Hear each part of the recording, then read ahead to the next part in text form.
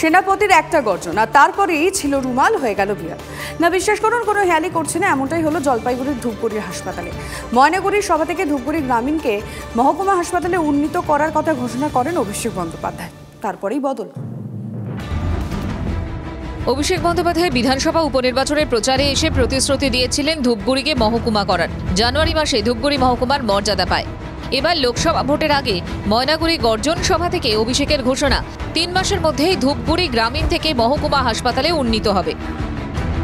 হাসপাতাল ধূপগুড়ি ব্লকে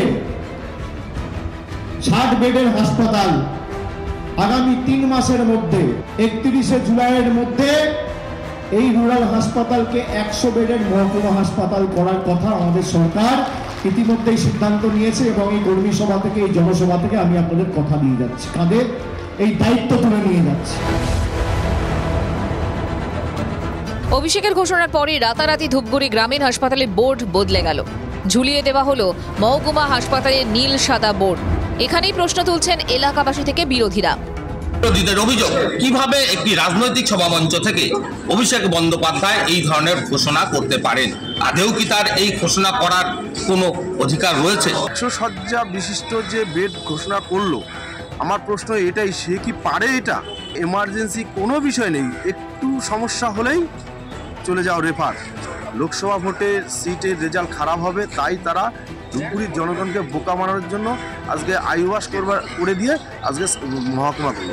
হাসপাতালে কিন্তু পরিকাঠামোগত দিক বলতে কিছুই নেই।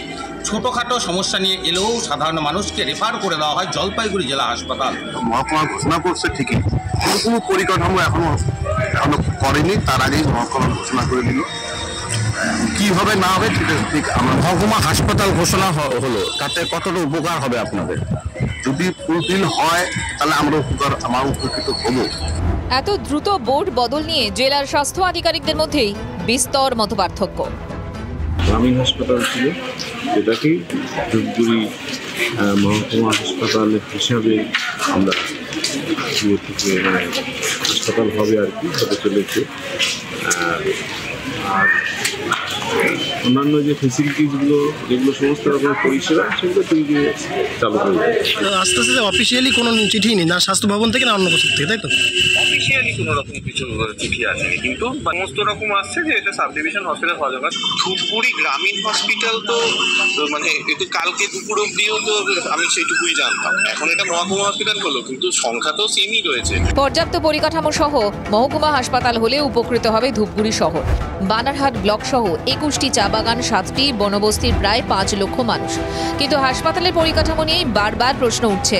অভিযোগ, ছোটখাটো চিকিৎসার জন্য রোগীদের জলপাইগুড়ি জেলা হাসপাতালে রেফার করা হয়। কি বলছেন হাসপাতালের স্বাস্থ্যকর্মীরা?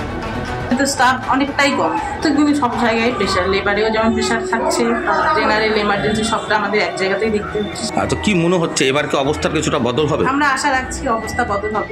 স্বাস্থ্যকর্মীরাও মেনে নিচ্ছেন যে হাসপাতালের স্বাস্থ্যকর্মীর সংখ্যাও কিন্তু অনেকটাই কম। স্বাভাবিকভাবে প্রশ্ন হচ্ছে, এই বোর্ড ঝুলানোর পর নামের বদল হলেও আদেও কি অবস্থার বদল ঘটবে? এটাই কিন্তু এখন ঘুরপাক খাচ্ছে সকলের মনে। জলপাইগুড়ি ধূপগুড়ি থেকে রনি চৌধুরী, TV9 বাংলা।